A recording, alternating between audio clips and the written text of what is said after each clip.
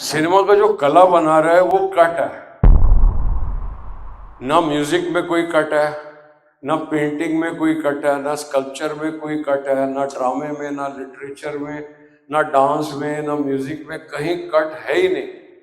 सिर्फ सिनेमा में कट है। आज हम आपको कटिंग करना सिखाएंगे।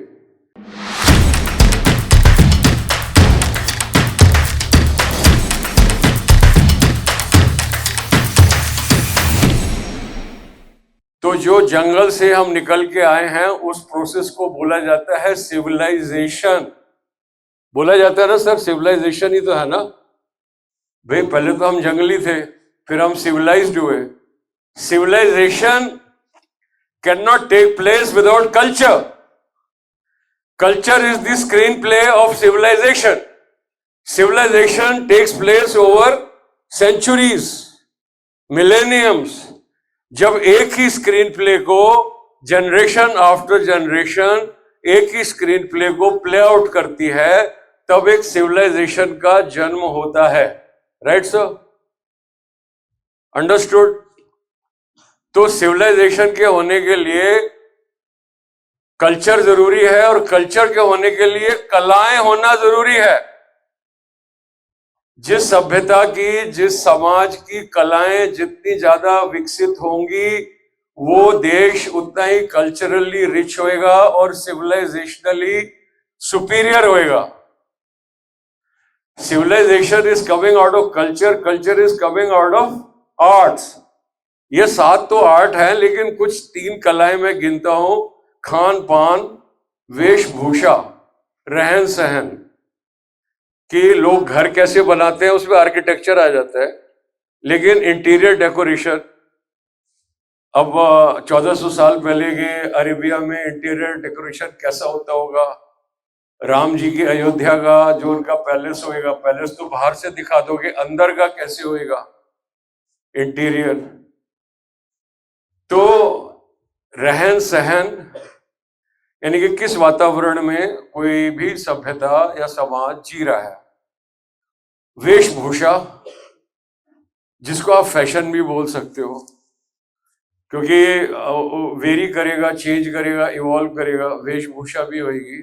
और खान पान, ये भी कलाएं हैं एक्चुअली इंटीरियर, पर इनको ये they are not considered to be the fine arts. The fine arts are the 7 fine arts that I told you. बात समझ में आनी चाहिए। Terminologies are not very important.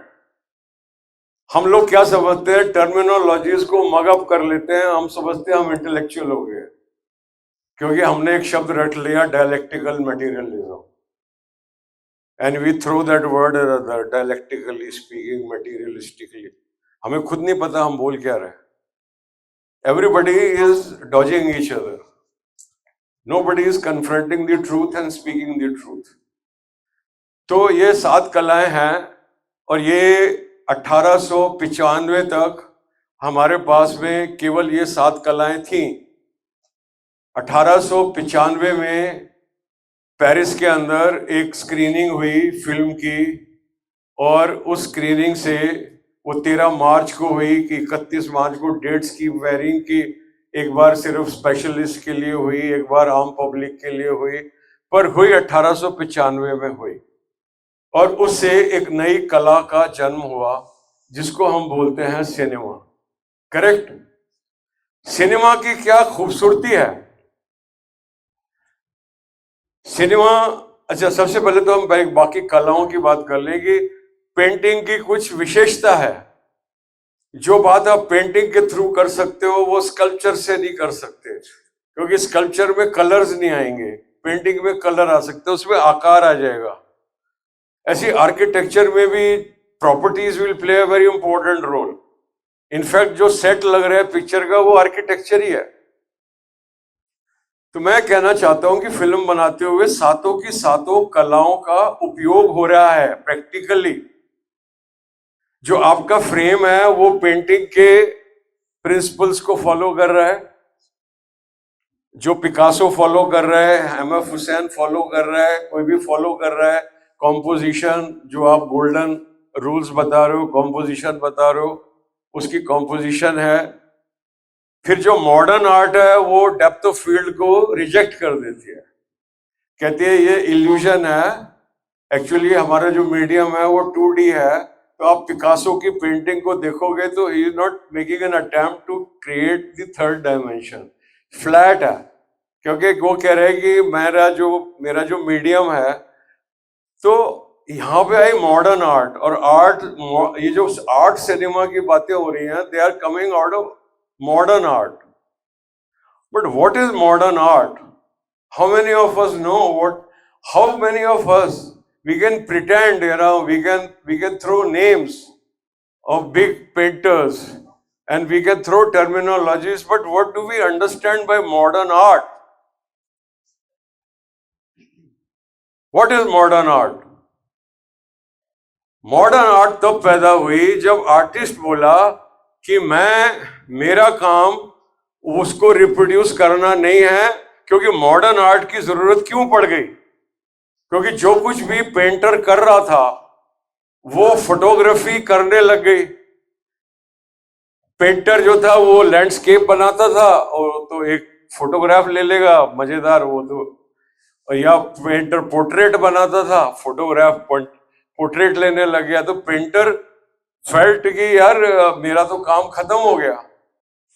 उन्होंने कहा कि पेंटिंग, पिकासो और इन लोगों ने, कि हम ना रियलिटी को, आर्ट का काम ये नहीं है कि जो जो जो ऑलरेडी एग्जिस्ट कर रहा है वो उसको रिप्रोड्यूस करना हमारा काम नहीं है। हमारा काम है हम जगत में कोई ऐसी चीज को लेके आएंगे जो अब तक मौजूद नहीं थी। This is creativity. Creativity not the reproduction of what already exist. तो उसको बोलते हैं एक्सप्रेशनिज्म। तो वो अपने हिसाब से वो आपका पोर्ट्रेट बनाएगा, पिकासो आपको समझ में नहीं आएगा कि ये मेरी तस्वीर है क्या है। नहीं, देखिए आपने पिकासो की कोई, इस तरीके से मॉडर्न आर्ट की इजाद हुई। तो cinema is a late entrant. Cinema के फ्रेम के अंदर पेंटिंग है, सिनेमा के सेट के अंदर आर्किटेक्चर है, सिनेमा के आर्किटेक्चर सेट में जो प्रॉपर्टीज, जो स्टैच्यूज, जो और प्रॉपर्टीज रखी हुई हैं वो सारी की सारी स्कल्पचर हैं, और जो डायलॉग बोला जा रहा है वो लिटरेचर है, जो गाना गाया जा रहा है वो भी लिटरेचर का एक विशेष पार्ट है। पोएट्री, लिरिक्स, वो पोएट्री है, और जो गाने की धुन बज रही है वो म्यूजिक है। उस पे जो हीरो हीरोइन डांसर नाच रहे हैं वो नृत्य है, और जो अभिनय कर रहे हैं वो ड्रामा है। तो कैमरे के सामने सारी की सारी सातों की सातों कलाओं को आत्मसात करने की पोटेंशियल है। ये ऐसी कला पैदा हो गई कि ये सातों की सातों कलाओं की जो भी प्रॉपर्टीज हैं उनको ये इंटरनलाइज कर लेती है। लेकिन अगर उतना ही कर रही होती तो ये अपने आप में कला नहीं होती थी, फिर तो उनकी अनुकृति होती थी। सिनेमा को कला कौन बना रहा है? सिनेमा का जो कला बना रहा है वो कट है। ना म्यूजिक में कोई कट है, ना पेंटिंग में कोई कट है, ना स्कल्पचर में कोई कट है, ना ड्रामे में, ना लिटरेचर में, ना डांस में, ना म्यूजिक में, कहीं कट है ही नहीं। सिर्फ सिनेमा में कट है। आज हम आपको कटिंग करना सिखाएंगे। अगर आपको कटिंग करनी आ गई तो आप कुछ भी कर सकते हो। बाकी तो आपको सब कुछ आ गया है, कैमरा चलाना आ गया है, एडिटिंग, मतलब दो शॉट को जोड़ना टेक्निकली आपको आ गया है। लेकिन जब भी आप दो शॉट्स को जोड़ोगे तो आपको एक ग्रामर को फॉलो करना पड़ेगा, जो ग्रामर इवॉल्व हुई है। और ये 1913 में पिक्चर आई थी, birth of a nation, D.W. Griffith की फिल्म है। वहां से, और उससे भी कुछ पहले से, एक 1909, 1905 और 1902 की द ग्रेट ट्रेन रॉबरी, वहां से एक ग्रामर इवॉल्व होनी चालू हुई, जो परवान चढ़ी जाके बर्थ ऑफ ए नेशन में। बर्थ ऑफ ए नेशन में पहली बार long shot, mid shot, closeup. और दूसरी एक बहुत बड़ी समस्या है कि फिल्म तो 2D है, तो अगर वॉर चल रही है पर्दे के ऊपर और वॉर के अंदर तो इतना उधम मचा होता है, पता ही नहीं पड़ता कौन सा सिपाही कौन सा है क्या नहीं है। तो अगर धमा चौकड़ी मची हुई है तो एज एन ऑडियंस मुझे कैसे पता लगेगा कि कौन सी फौज है? दो फौजें लड़ रही हैं। बर्थ ऑफ ए नेशन में ये समस्या सॉल्व करी गई।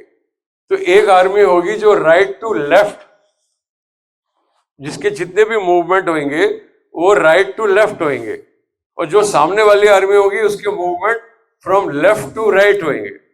हो सकता है मेरा उल्टा जा रहा हो, लेकिन जो लेफ्ट राइट है वो from the point of view of the camera है।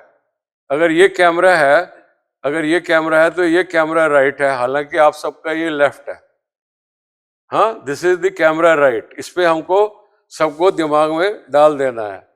ये सब शाहरुख सलमान सबको पता है, उनको आपको बोलना पड़ेगा sir you look to the right of camera. वो पूछेगा वेयर डू आई लुक, तो आपको ये नहीं पता राइट, तो आप लेफ्ट बता दोगे। तो camera right is the camera right from the camera point of view, not from the point of view of the actor. This is camera left, ठीक है। तो एक आर्मी ऐसे करके मार्च कर रही होगी, एक आदमी ऐसे करके, और पर्टिकुलरली ब्लैक एंड व्हाइट में। वो तो ब्लैक एंड व्हाइट का जमाना था, कलर में तो फिर भी है कि इसकी यूनिफॉर्म ब्लू है, उसकी ये है, you can have a separation. लेकिन ब्लैक एंड, तो ये नियम ऐसे करके विकसित हुए, और इन्हीं नियमों को हम आपको बताने को तो इतना कुछ है कि खत्म ही नहीं होएगा। लेकिन इस जो आज की वर्कशॉप है, इसका इतना सा मकसद है कि जब आप शूट करो, शॉर्ट फिल्म शूट करो, लॉन्ग फिल्म शूट करो, जो शूट करना है शूट करो। एक तो उससे घबराओ मत, जो भी शूट करने जा रहे हो। अगर वो तुम पे हावी हो गया तो तुम फ्लॉप हो जाओगे। तुम्हें उस पे हावी होना है। अगर तुम सब्जेक्ट पे हावी हो गए तो पर्दे में से वो डायरेक्शन निकल के आएगी। डायरेक्शन क्या है?